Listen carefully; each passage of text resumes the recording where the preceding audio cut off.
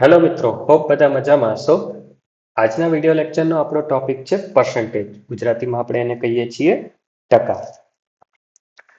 આ ટોપિકને રિલેટેડ એક્ઝામમાં ક્વેશ્ચન તો હોય જ છે, પરંતુ બીજા ટોપિક જેવા કે એસઆઈસીઆઈ, જેને આપણે કહીએ છીએ સાદુ વ્યાજ અને ચક્રવૃદ્ધિ વ્યાજ, ઉપરાંત પ્રોફિટ એન્ડ લોસ, જેને આપણે કહીએ છીએ નફો અને નુકસાન, આવા ટોપિકના ક્વેશ્ચન છે એમને સોલ્વ કરવા માટે પણ પર્સન્ટેજ જે છે એ ઉપયોગી છે. તો આજના વિડીયો લેક્ચરમાં આપણે પર્સન્ટેજને રિલેટેડ કન્સેપ્ટ, ફોર્મ્યુલા અને થોડા પ્રેક્ટિસ ક્વેશ્ચન જોઈશું. તો આવો શરૂ કરીએ આજનો topic percentage. What is percentage? શું કહે છે પર્સન્ટેજ? તો કે આપણે જે છે પર્સન્ટેજને બે વર્ડમાં ડિવાઈડ કરી દઈએ તો પર પ્લસ સેન્ટ એવું લખી શકું. તો સેન્ટ એટલે તો 100, મીન્સ પર 100 જે વેલ્યુ લખું છું એને હું જે છે શું કહી દઈશ? પર્સન્ટેજ. મતલબ કે 100 ના સંદર્ભમાં, 100 ના રેફરન્સમાં જ્યારે આપણે કોઈ વેલ્યુને બતાવીએ તો એને આપણે પર્સન્ટેજથી ડિનોટ કરીશું એવું કહી શકીએ. શું છે basic formula? So percentage is equal to part divided by whole into 100. સમજીએ કેવી રીતે પર્સન્ટેજ ઉપયોગી છે એક એક્ઝામ્પલથી. તો માની લો કે આપણી પાસે કોઈ એક ક્લાસ છે. એ ક્લાસમાં જે છે એ 60 વિદ્યાર્થીઓ છે અને એમાંથી 45 વિદ્યાર્થીઓ જે છે પાસ થયા છે.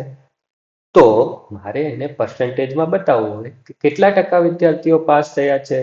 તો હું કેવી રીતે બતાવી શકીશ? તો કે આપણે જે ફોર્મ્યુલા લખી, હમણાં જ ફોર્મ્યુલા લખી, પાર્ટ ડિવાઇડેડ બાય હોલ. હોલને હું ટોટલ બી લખી શકું, ટોટલ ઇન્ટુ 100. તો કે ટોટલ કેટલા છે? તો કે 60. પાર્ટ કેટલો? તો કે 60 ના 45 સ્ટુડન્ટ જે છે એ પાસ થયા છે. તો આને હું સોલ્વ કરીશ તો હું શું લખી શકું? 15 3 15 4 ઇન્ટુ 100. સોલ્વ કરીશું તો મળી જશે આપણને 75%. મીન્સ કે 75% વિદ્યાર્થીઓ જે છે એ પાસ થયા છે. ઓકે, નંબર ઓફ સ્ટુડન્ટ 45 જ છે, 45 વિદ્યાર્થીઓ જ પાસ થયા છે, પરંતુ 100 ના રેફરન્સમાં, 100 ના રેફરન્સમાં કેટલા સ્ટુડન્ટ? તો કે 75% જેટલા સ્ટુડન્ટ જે છે પાસ થયા છે. ઓકે, હવે આપણે એક ટેબલ જોઈશું. આ ટેબલ જે છે એ ખાસ બધાએ લખી અને યાદ કરી લેવાનું છે. ટેબલ શું કહે છે આપણને? Every percentage can be return as a fraction and a decimal. આપણે જ્યારે ક્વેશ્ચન સોલ્વ કરતા હોઈએ ત્યારે ઘણી વખત એવું બનશે કે એને ફ્રેક્શનમાં કન્વર્ટ કરી દઈએ, ડેસિમલમાંથી ફ્રેક્શનમાં અથવા તો ફ્રેક્શનમાંથી પર્સન્ટેજમાં કન્વર્ટ કરી દઈએ તો ક્વેશ્ચન સોલ્વ કરવો ઇઝી થઈ જતો હશે. તો જ્યારે ક્વેશ્ચન સોલ્વ કરતા હોઈએ ત્યારે આપણને જે ઇઝી પડે એ દ્વારા જે છે આપણે શું કરવાનું થાય? ક્વેશ્ચન સોલ્વ કરવાનું થાય. શું કહે છે ટેબલ? તો આપણે જનરલી ખબર છે 100 ઇઝ ઇક્વલ ટુ 1/100 અને ડેસિમલને શું કહીશું? 0.01. તો હું એવું લખી શકું, અહીંયા શું લખી શકું? તો કે પર્સન્ટેજ એને હું ફેરવી શકું ફ્રેક્શનમાં અને ફ્રેક્શનને હું કન્વર્ટ કરી શકું ડેસિમલમાં. એવી જ રીતના જો મને ડેસિમલમાં વેલ્યુ આપેલી હોય તો એમને હું ફ્રેક્શનમાં કન્વર્ટ કરી દઉં, ફ્રેક્શનમાં આપી હોય તો એને પર્સન્ટેજમાં કન્વર્ટ કરી દઉં. એક એક્ઝામ્પલ આપણે આમાંથી કોઈ બી એક લઈએ અને સમજીએ તો શું કહી શકીશું કે ભાઈ માની લો કે એક એક્ઝામ્પલ કોઈ બી લઈ લે 25%. તો 25% છે એને મારે ફ્રેક્શનમાં કન્વર્ટ કરવા છે. તો હું શું લખી શકીશ? તો પર્સન્ટેજ છે એને તો આપણે હમણાં જ કીધું, એને કેવી રીતે લખી શકશું? પર 100. તો 25 divided by 100 is equal to શું થઈ જશે? 1/4. 25 4 100 એટલે 1/4. તો આ ફ્રેક્શનમાં કન્વર્ટ થઈ ગયા અને એને જ મારે ડેસિમલમાં લખવા હોય તો થઈ જશે 0.25. એવી જ રીતે મારે માની લો કે એના પછીનું એક એક્ઝામ્પલ લઈએ.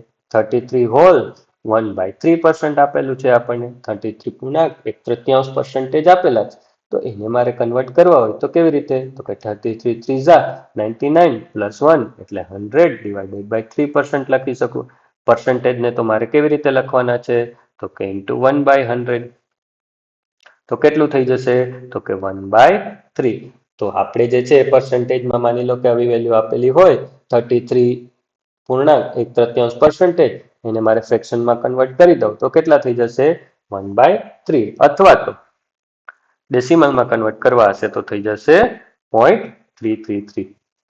ઓકે, તો આપણને ઇઝી પડશે. તો આપણે આવા જ ક્વેશ્ચન જે છે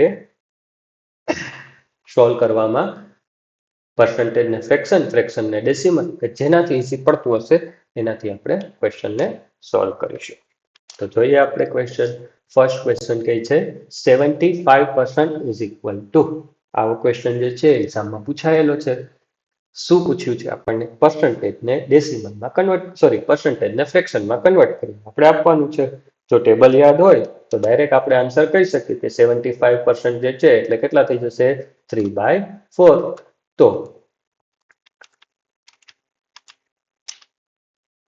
75% ઇઝ ઇક્વલ ટુ, આન્સર તો આપણને ખબર પડી ગઈ. જો ટેબલ યાદ હોય તો કેટલા થઈ જશે? 3/4. માની લો કે ભૂલાઈ ગયું છે ટેબલ, તો કેવી રીતે સોલ્વ કરશું? તો કે ભાઈ 75% ઇઝ ઇક્વલ ટુ 75% ને તો હું શું લખી દઈશ? Divide by 100. તો કેટલું થઈ જશે? 25 3 25 4 ઇઝ ઇક્વલ ટુ 3/4 જેટલું જે છે થઈ જશે. ચાલો, આવો જ એક ક્વેશ્ચન જે છે એ આપણે લઈએ, એમ જ લઈએ. માની લો કે 66 હોલ 1/3% છે. આને આપણે જે છે કેમાં કન્વર્ટ કરવું છે? ફ્રેક્શનમાં કન્વર્ટ કરવું છે. તો કેવી રીતે કરશું? તો જો તમને ટેબલ યાદ હશે તો ઇઝીલી કરી શકશો, અથવા તો શું કરવું પડશે આપણે? તો કાને સોલ્વ કરવું હોય તો આને હું લખી શકું કે 2 into 33 1/3%. 2 જે છે 66 છે અને 2 into 33 લખી દો. તો 33 into 1/3%, એને તો આપણે શું કીધું હતું ફ્રેક્શનમાં? 1/3. તો આપણો આન્સર જે છે કેટલો આવી જશે? 2/3. એને જ મારે ડેસિમલમાં કન્વર્ટ કરવા હોય તો કેટલા થઈ જશે? 0.66. તો આવા ક્વેશ્ચન પણ આપણને પૂછાય કે જે બેઝિક છે, જેમાં પર્સન્ટેજને ફ્રેક્શનમાં અથવા તો ફ્રેક્શન આપેલું હોય અને એને આપણે પર્સન્ટેજમાં અથવા તો ડેસિમલમાં કન્વર્ટ કરવાનું છે. ઓકે, આગળ વધીએ. સેકન્ડ ક્વેશ્ચન જે છે શું કહે છે આપણને? એક શાળામાં કુલ 600 વિદ્યાર્થીઓ છે. તો આપણે ડેટા લખી લઈએ. કુલ વિદ્યાર્થી જે છે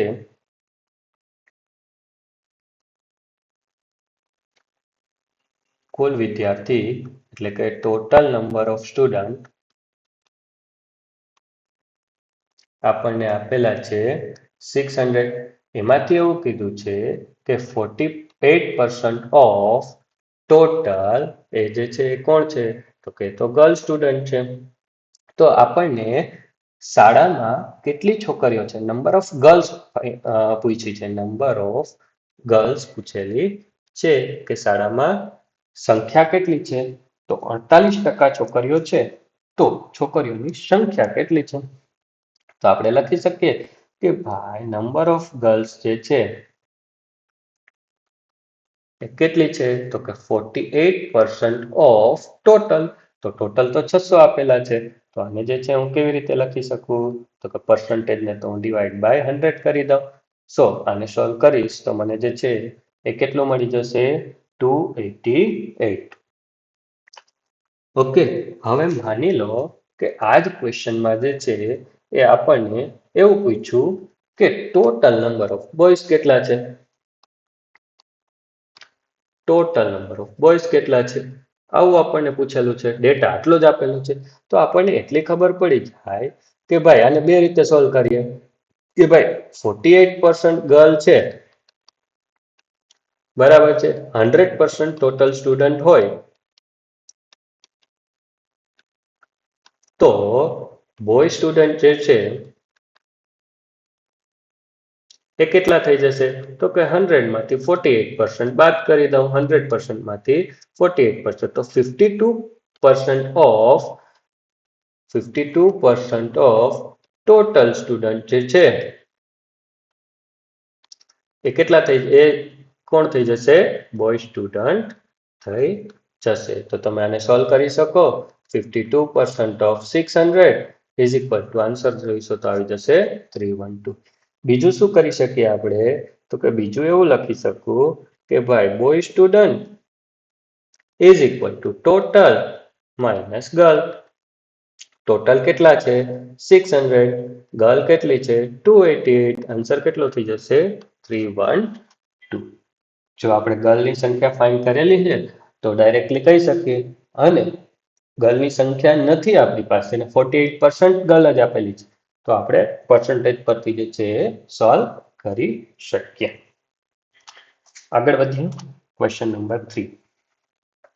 આને પણ જે છે આપણે લાસ્ટ ક્વેશ્ચનની જેમ બે રીતે સોલ્વ કરી શકશું. શું લખી શકીએ? તો કે પહેલું આપણને આપેલું છે, શું કહે છે ક્વેશ્ચન પહેલા સમજીએ. કોઈ એક સંખ્યાના 80% અને 55% વચ્ચેનો તફાવત 620 છે. હવે આપણને ખબર નથી તો આપણે ધારી લઈએ, ધારો કે સંખ્યા x છે તો 80% ઓફ x અને 55% ઓફ x 80% અને 55% વચ્ચેનો તફાવત કેટલો આપ્યો છે? 620 છે. તો હું આવું કહી શકું કે 25% of x is equal to 620.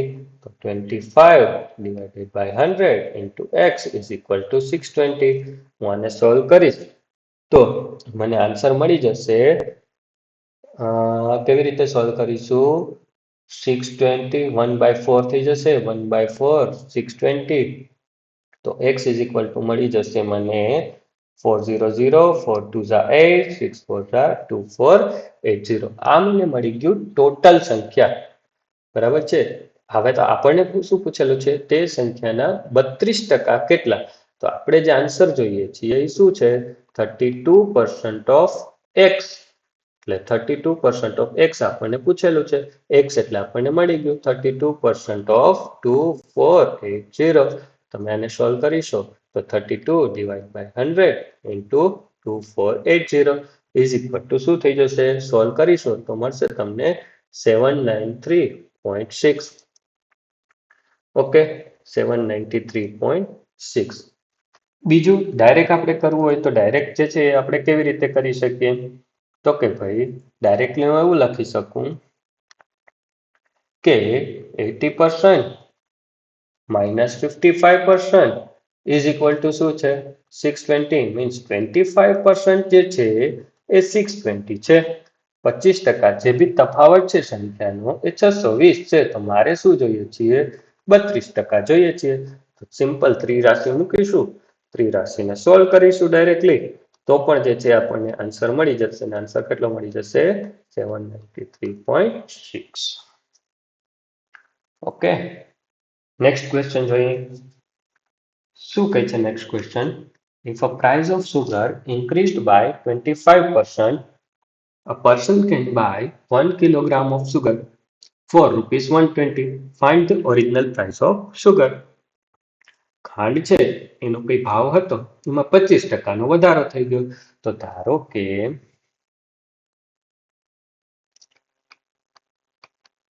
ખાંડનો ભાવ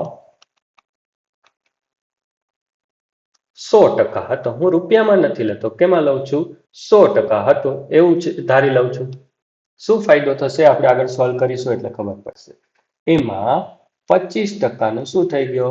વધારો થઈ ગયો. 25% નો વધારો થયો તો 100 ના 25% એટલે 25 જ થશે. તો વધેલો ભાવ છે એટલે કે હું લખી શકું નવો ભાવ જે છે એ કેટલો થઈ ગયો? 125%. એનું તો આપણને આપેલું છે કે ભાવ કેટલો છે? 120 રૂપિયા પર કિલોગ્રામ. તો 125% છે એ કેટલા છે? તો કે 120 ના બરાબર છે. મારે તો શું જોઈએ છીએ? જૂનો ભાવ. જૂનો ભાવ જે છે કેટલો હતો? 100%. તો 100% જે છે એ કેટલા થઈ જશે? સિમ્પલ ત્રિરાશિ સોલ્વ કરીશું. 100 into 120 divided by 125. તો આપણને શું મળી જશે? 25 4 જા 25 5 જા. સોલ્વ કરીએ તો આપણને મળી જશે 480 divided by 5. એટલે આન્સર આવી જશે 96. તો 96 રૂપીસ જે છે એ જૂનો ભાવ હતો કે જેમાં 25% નો વધારો થયો તો નવો ભાવ જે છે કેટલો થઈ ગયો? 120 રૂપિયા જે છે એ જેટલો થઈ ગયો છે. ઓકે, આવા ક્વેશ્ચન જે છે એક્ઝામમાં ખાસ કરીને પૂછાતા હોય છે.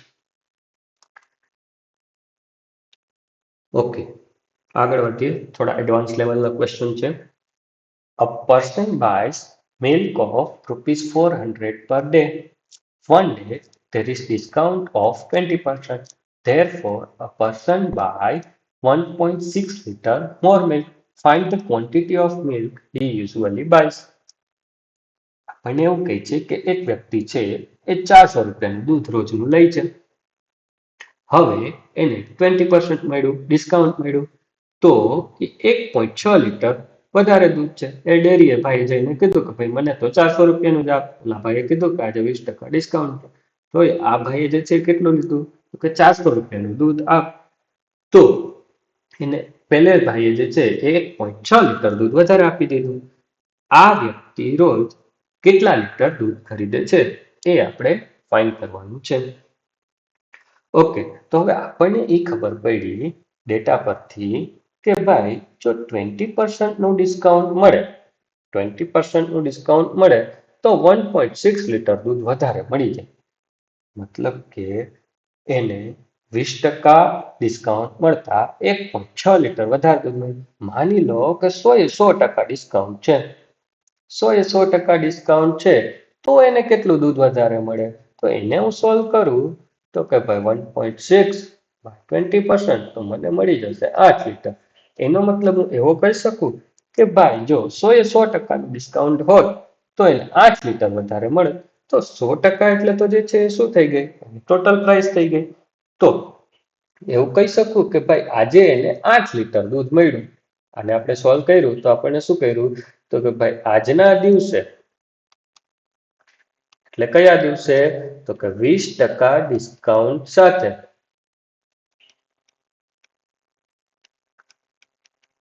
એને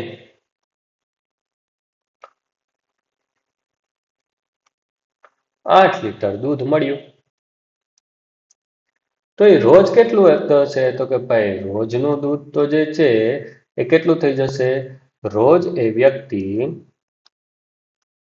8 માઇનસ 1.6 તો આજે વધારે મળ્યું એટલે કેટલું દૂધ લેતો હશે? તો કે 6.4 લીટર જે છે એ દૂધ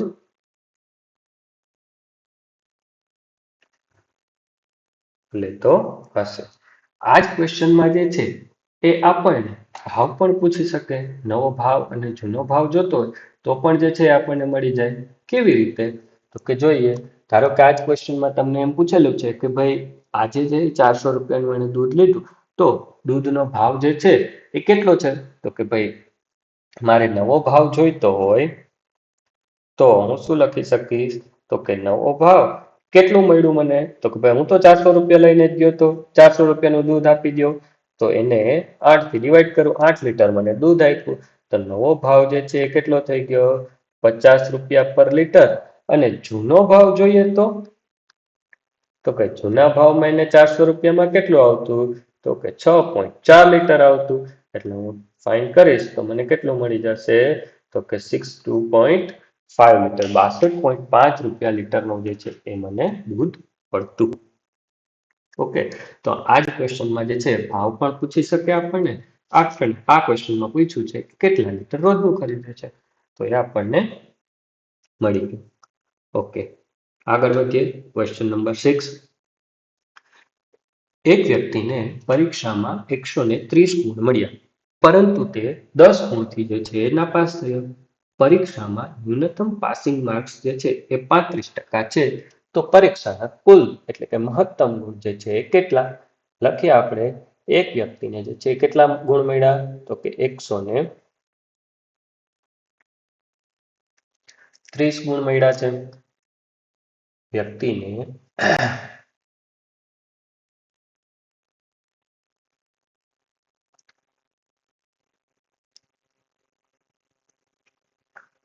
130 ગુણ મળ્યા છે, પરંતુ તે 10 ગુણથી નાપાસ થયો છે. તો ધારો કે એને 10 ગુણ મળી ગયા હોય તો એને કેટલા ટકા થયા હોત? તો કે 35% જેટલું થયું હોત. કેવી રીતે? તો કે ભાઈ ન્યૂનતમ પાસિંગ માર્ક જે છે, ન્યૂનતમ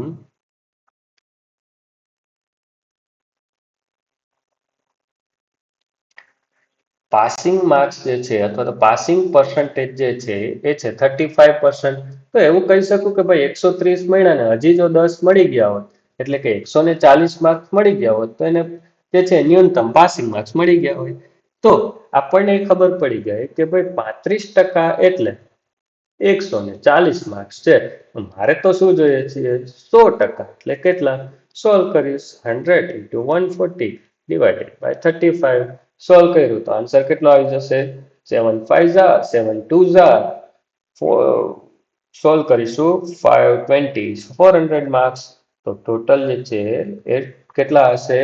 400 માર્ક્સ જે છે હશે. એ 400 માર્ક્સમાંથી 35% જેટલા ગુણ એટલે કે 140 ગુણ પાસ થવા માટે મિનિમમ હતા, પરંતુ ભાઈને કેટલા મળી ગયા? 130 ગુણ મળી ગયા, એટલે 10 ગુણથી નાપાસ થયો છે.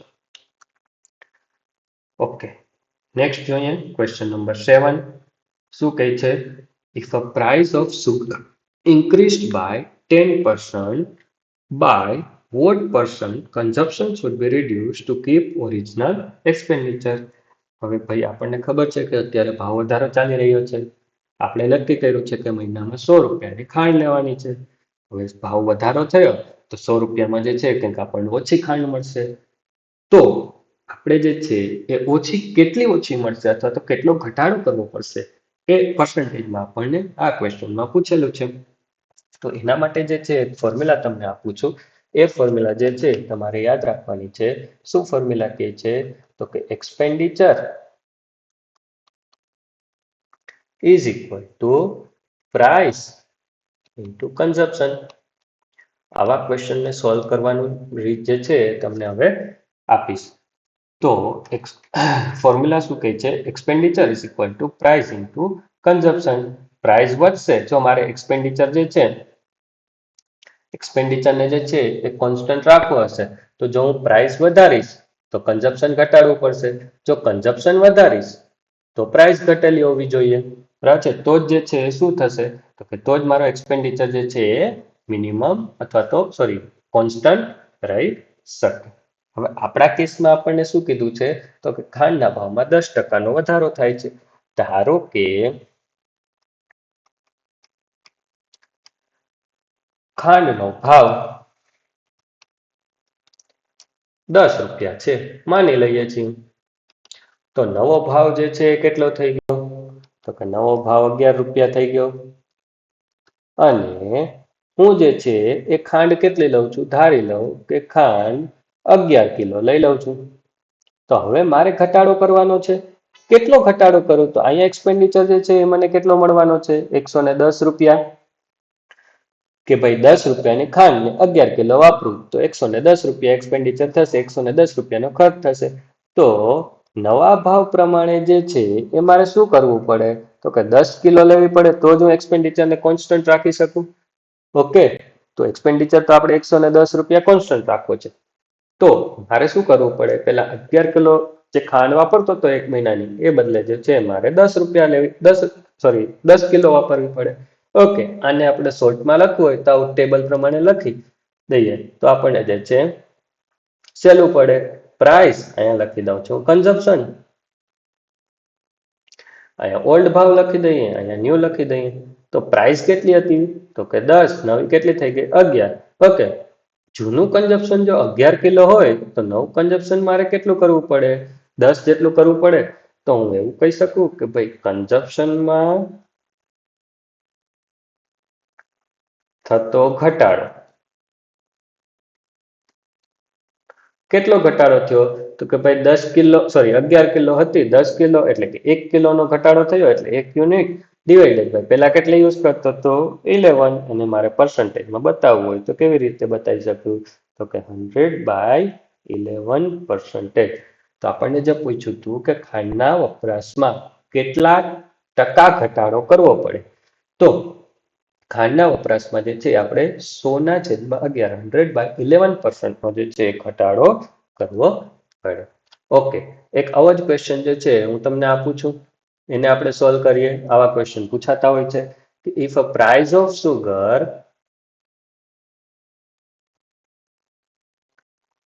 reduced by, પેલામાં વધારો હતો આમાં ઘટાડો કરી દઈએ, reduced by 30%. સુગરના ભાવમાં જે છે કેટલો ઘટાડો થયો છે? 30% જેટલો ઘટાડો થયો છે. By how much percentage? by how much percentage consumption should be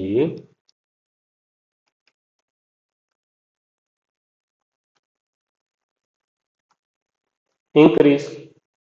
ભાઈ અહીંયા ભાવમાં ઘટાડો થયો તો વપરાશમાં જે છે એ શું થઈ જશે? વધારો થઈ જશે. તો મારે એક્સપેન્ડિચર તો જે છે ખર્ચ તો મારે જે છે એ કેટલો રાખવો છે? તો કે કોન્સ્ટન્ટ રાખવો છે. તો આપણને તો ખબર છે ખર્ચ ઇઝ ઇક્વલ ટુ શું થઈ જશે? તો કે ભાવ ગુણ્યા વપરાશ. બરાબર છે. આપણે તો આગળના ક્વેશ્ચનમાં મેથડ જોઈ તે રીતે લખી દઈએ અહીંયા. તો અહીંયા લખી દઉં છું પ્રાઇસ એટલે કે ભાવ, અહીંયા જે છે કન્ઝપ્શન, અહીંયા ઓલ્ડ ભાવ, અહીંયા ન્યુ ભાવ. ધારો કે જૂનો ભાવ છે 10 રૂપિયા હતો, 30% નો ઘટાડો થઈ ગયો તો 7 રૂપિયા થઈ ગયો. તો ધારો કે હું જૂનું 7 કિલો ખાંડ વાપરતો, તો હવે મારે શું કરવું પડશે? તો કે 10 કિલો ખાંડ વાપરવી પડશે. તો જ મારો એક્સપેન્ડિચર જે છે કેટલો? 70 રૂપિયા જેટલો કોન્સ્ટન્ટ રહેશે. તો કે જૂનો ભાવ 10 રૂપિયા હતો, તો નવો ભાવ 30% ઘટાડા સાથે 7 રૂપિયા થઈ ગયો. જૂનું કન્ઝપ્શન મારું 7 કિલો હતું, તો હવે એ કન્ઝપ્શન મારે વધારવું પડશે. આપણે આગળ જ જોયું હતું, વપરાશ ભાવમાં વધારો તો વપરાશમાં ઘટાડો, ભાવમાં ઘટાડો તો વપરાશમાં શું થઈ જશે? વધારો. ઓકે, તો મારે કેટલાક યુનિટ જે છે કન્ઝપ્શન વધારવું પડ્યું? તો કે 3 યુનિટ. તો હું એવું કહી શકીશ કે ભાઈ મારે જે વધારો કરવો પડશે વપરાશમાં થતો વધારો. કેટલા યુનિટ થશે? 3 યુનિટ. કેટલા? 7. એને પર્સન્ટેજમાં કન્વર્ટ કરી દઉં તો કેટલા થઈ જશે? 300/7% જે છે થઈ શકે.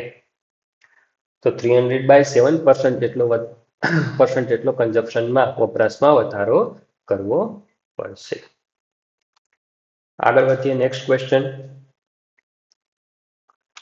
નેક્સ્ટ ક્વેશ્ચન જે છે શું કે છે? આવા ક્વેશ્ચન ગુજરાત ગવર્મેન્ટની એક્ઝામમાં વધારે પડતા પૂછાય છે, તો ખાસ ધ્યાન આપજો. કોઈ અપૂર્ણાંક છે એના અંશમાં 40%નો વધારો અને છેદમાં 30%નો ઘટાડો કરવામાં આવે છે. when a number of fraction increased by 40% and in numerator and by 30% in denominator, then fraction become 6/7. તો નવો અપૂર્ણાંક જે છે 6/7 થઈ જાય છે. તો મૂળ અપૂર્ણાંક શોધો. તો હું લખી દઈશ, ધારો કે મૂળ અપૂર્ણાંક ખબર નથી તો આપણે સુધારી લઈએ, x/y છે. ઓકે, હવે શું કે છે? ન્યુમરેટરમાં એટલે કે અંશમાં 40%નો વધારો થયો. તો ભાઈ x હતો પ્લસ x ના 40% વધી ગયા. છેદમાં 30%નો ઘટાડો થયો. તો y હતા એમાંથી શું થઈ ગયું? તો કે 30% ઘટી ગયા. હવે જે આ આપણને અપૂર્ણાંક મળ્યો એ અપૂર્ણાંક જે છે કેટલો છે? તો કે 6/7 જેટલો છે. તો કે ભાઈ x plus 40x/100 ડિનોમિનેટરમાં y minus 30y/100 આ ઇઝ ઇક્વલ ટુ કેટલા છે? તો કે 6/7 છે.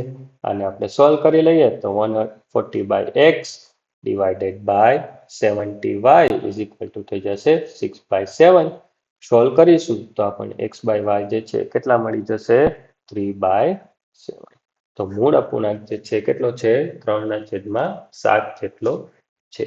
આવા ક્વેશ્ચન તમે જે છે એ આન્સર પરથી પણ કરી શકો. જ્યારે આપણને આન્સર આપેલો હોય, ધારો કે 3/7 ઓપ્શન છે, બરાબર છે આપણી પાસે, તો 3/40% વધારીશું તો 4×12, બરાબર છે, એ વધી જશે. અને એનો જે છે એ અપૂર્ણાંક આપણને 6/7 મળી જતો હોય તો આપણે આન્સર પરથી પણ જે છે થોડું જલ્દીથી આ ક્વેશ્ચનને સોલ્વ કરી શકીએ. ઓકે, આગળ વધીએ. Question number 9. થોડો જે છે મોટો ક્વેશ્ચન છે, પણ આને આપણે જે છે બે ત્રણ મેથડથી જે છે સોલ્વ કરી શકીએ છીએ. તો એક તો ટ્રેડિશનલ મેથડથી જે પણ તમે સોલ્વ કરી શકો, 1 by 1 સ્ટેપથી. 24,000 છે. ક્વેશ્ચન સમજી લઈએ પહેલા. એક શહેરની વસ્તી 24,000 છે પ્રથમ વર્ષે 10% ઘટાડો થાય છે, બીજા વર્ષે 20% અને ત્રીજા વર્ષે 25% ઘટાડો થાય છે. તો 3 વર્ષ પછી શહેરની વસ્તી કેટલી રહેશે? તો આ ક્વેશ્ચન તમે ટ્રેડિશનલ મેથડથી પણ કરી શકો. કેવી રીતે? તો ખાલી એમ જ સમજાવી દઉં છું. 24,000 છે એના 10%નો ઘટાડો થયો તો પ્રથમ વર્ષે 240 એટલે કે 24,000 માઇનસ 2400 જેટલા વ્યક્તિઓ જે છે એ ઓછા થશે. બીજા વર્ષે 20% અને ત્રીજા વર્ષે 25%નો ઘટાડો જે છે એ થયો છે. તો અહીંયા જે છે એને ઇઝીલી સોલ્વ કરવા માટે જે છે એ હું તમને એક ફોર્મ્યુલા આપું છું, જે આપણને જે છે એ આગળ પ્રોફિટ એન્ડ લોસમાં પણ કામ આવશે અને અહીંયા પણ જે છે એ યુઝ થશે. શું છે ફોર્મ્યુલા? આપણે ધારો કે મારી પાસે બે ડિસ્કાઉન્ટ અથવા તો બે રિડક્શન છે, X% અને Y%. બરાબર છે, 2% આપેલા છે. હવે 1 by 1 સક્સેસિવ રીતે જો એનો ઉપયોગ કરવો હોય તો હું ફોર્મ્યુલા શું લખી શકું? તો કે equivalent percentage is equal to X plus Y plus XY into 100 divide by 100.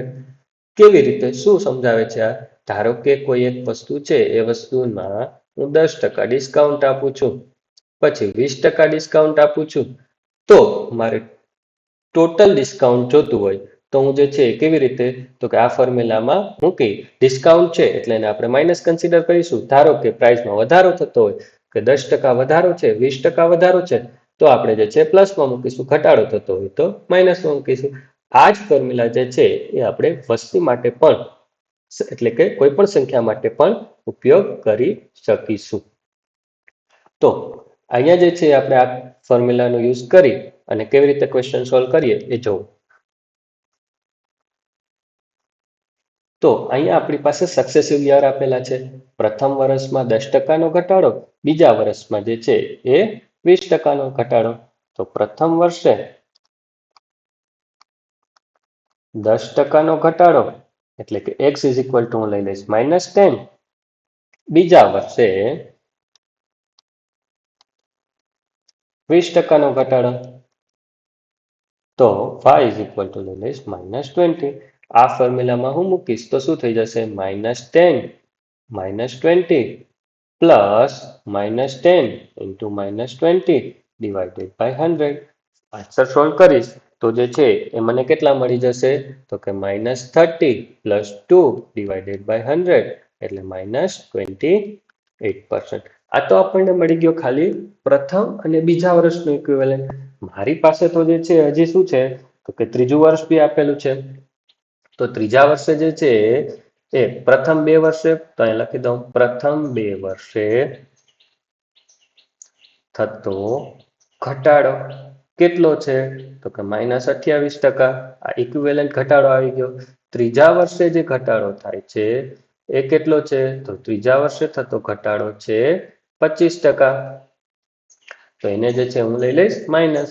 વળી પાછું આ જ ફોર્મ્યુલા યુઝ કરું તો શું થઈ જશે? -25 -28 plus -25 -28 divided by 100 is equal to જે છે એ મને શું મળી જશે? તો કે 25 28 -53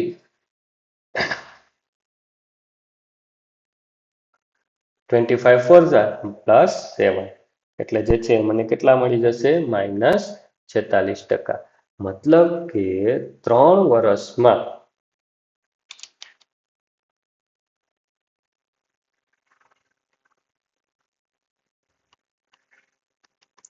થતો કુલ ઘટાડો છે એ કેટલો હશે? 46% જેટલો. તો મારી પાસે ટોટલ તો આપેલું છે. ટોટલ પોપ્યુલેશન કેટલી હતી? શરૂઆતમાં વસ્તી કેટલી હતી? તો કે ટોટલ પોપ્યુલેશન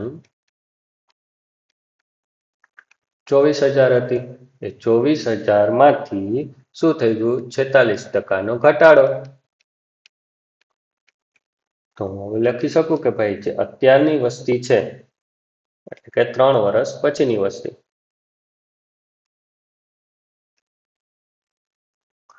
3 વર્ષ પછીની વસ્તી કેટલી થઈ જશે? તો કે 24,000 માઇનસ 24,000 ના 46%. આને આપણે સોલ્વ કરી દઈએ તો કેટલું થઈ જશે? તો સોલ્વ કરીશો એટલે આ તમને મળી જશે 11,040. તો જે છે આન્સર શું આવી જશે? 12,960 જેટલી વસ્તી જે છે એ જોવા મળશે.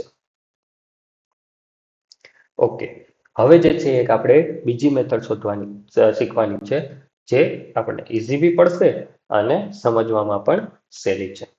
ઓકે, તો આ જ ક્વેશ્ચન માટે જે છે હું ડેટા લખી દઉં છું. તો ટોટલ પોપ્યુલેશન જે છે એ કેટલી છે? 24,000 જેટલી. ફર્સ્ટ યરમાં જે છે એ કેટલી ડિક્રીઝ થાય છે? તો કે ફર્સ્ટ યરમાં જે છે એ 10%, સેકન્ડ યરમાં જે છે એ 20%, અને થર્ડ યરમાં જે છે એ 25% ઘટાડો થાય છે. હવે હું કેવી રીતે લખીશ? આ બધાને જે છે એ આપણે ફ્રેક્શનમાં લખી દઈએ. તો ફ્રેક્શનમાં લખીએ તો કેવી રીતે લખીશું? 10% એટલે 10/100 એટલે કે 1/10. 20% એટલે 20/100 એટલે શું લખી દઈશું આને? 1/5. અને 25% તો 25% ને હું લખી દઈશ 1/4. જો આ જે છે એ આપણને ફ્રેક્શનમાં કન્વર્ટ કરી અને કેવી રીતે પર્સન્ટેજ જલ્દીથી સોલ્વ કરી શકીએ એ મળશે. તો ફર્સ્ટ યરમાં જે છે એ માની લો કે વસ્તી 10 જેટલી હતી. તો 10 માંથી જે છે એ કેટલી થઈ ગઈ? 9 જેટલી થઈ ગઈ. બીજા વર્ષમાં માની લો કે વસ્તી 5 જેટલી હતી. તો 1 જેટલી ઓછી થઈ ગઈ એટલે 4 જેટલી થઈ ગઈ. ત્રીજા વર્ષમાં વસ્તી જે છે 4 જેટલી હતી. તો હવે કેટલી થઈ ગઈ? તો કે 3 જેટલી થઈ ગઈ. તો પ્રથમ વર્ષે 10 થી 9 થઈ, બીજા વર્ષે 5 થી 4 થઈ ગઈ, ત્રીજા વર્ષે 4 થી 3 થઈ ગઈ. આને મારે જે છે સોલ્વ કરવું હોય તો આ ત્રણેયનું હું મલ્ટિપ્લિકેશન લઈ લઈશ. તો અહીંયા કેટલો આવી જશે? 200. 5 4 20, 5 ચોક 20 ગુણ્યા 10 એટલે 200. અને અહીંયા આવી જશે 4 તેરી 12, 12 નવા 108. તો 200 જેટલી વસ્તી હતી તો 3 વર્ષ પછી એ કેટલી થઈ ગઈ? 108 જેટલી થઈ ગઈ. તો હું એવું લખી શકું કે ભાઈ જે છે એ ટોટલ 24,000 હતા એ 200 જેટલા હતા. તો હવે 108 થઈ ગયા. તો એ કેટલા થઈ જશે? તો આપણે તો ત્રિરાશિ જ મૂકવાની છે. ત્રિરાશિ મૂકી દીધી તો શું થઈ જશે? 108 into 24,000 divide by 200. સોલ્વ કરીશો તો તમને આન્સર જે છે એ મળી જશે. કેટલો મળી જશે? 12,960. 12,960 જેટલી જે છે વસ્તી થઈ જશે. ઓકે, આગળ વધીએ. નેક્સ્ટ ક્વેશ્ચન જે મેં તમને હમણાં ફોર્મ્યુલા આપેલી હતી એ ફોર્મ્યુલા પર જ જે છે આ ક્વેશ્ચન સોલ્વ કરવાનો છે. શું છે? તો કે સિંગલ ઇક્વિવેલન્ટ ડિસ્કાઉન્ટ આપણે જે છે ફાઇન્ડ કરવાનું છે. તો આ ક્વેશ્ચન તમારે હોમવર્કમાં રહેશે. આપણે જે છે એક્સ અને Y, x is equal to 10% લઈ લેશું, y is equal to 20%. બરાબર, આ બંનેનું જે ઇક્વિવેલન્ટ મળે એને પાછા જે છે 30% થી સોલ્વ કરીશું. આન્સર તમને આપી દઉં છું. આન્સર જે છે આવી જશે 49.6. તો આ જે છે ક્વેશ્ચન હોમવર્કમાં રહેશે. ઓકે, હજુ આપણે એક બે ક્વેશ્ચન જોવાના છે જે નવા કન્સેપ્ટ આપણને પર્સન્ટેજ રિલેટેડ પૂછાતા હોય છે. A person spent 25% of total income on rent. He spent 20% of remaining income on food items. એક વ્યક્તિ પોતાની કુલ આવકના 25% ઘર ભાડા પર ખર્ચે છે. બાકી રહેલી આવકના 20% ખાદ્ય વસ્તુઓ પર ખર્ચે છે અને બાકી રહેલી આવકના 15% શિક્ષણ પર ખર્ચે છે. ત્યારબાદ બાકી રહેલી આવકના 50% જે છે એ શું છે? પ્રવાસ માટે ખર્ચે છે. આ બધા ખર્ચા પછી એમની પાસે 1,020 રૂપિયા બચ્યા. તો તેની કુલ આવક જે છે આપણે ફાઇન્ડ કરવાની છે. ઓકે, તો આપણે ધારી લઈએ કે ધારો કે વ્યક્તિની આવક 100 છે, 100 યુનિટ છે. ઓકે, તો 100 યુનિટમાંથી એ 25% તો જે છે એ ભાડા ખર્ચ પર, એટલે કે આ તો રેન્ટમાં વયા જશે એના. તો હવે કેટલા બચ્યા? તો કે 75 બચ્યા.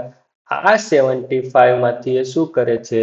તો કે 75 ના 20%, એટલે કે 15 રૂપિયા જે છે એ કેમાં ખર્ચ કરે છે? તો કે ફૂડમાં ખર્ચ કરી દે છે. તો બાકી કેટલા બચ્યા? 60 રૂપીસ.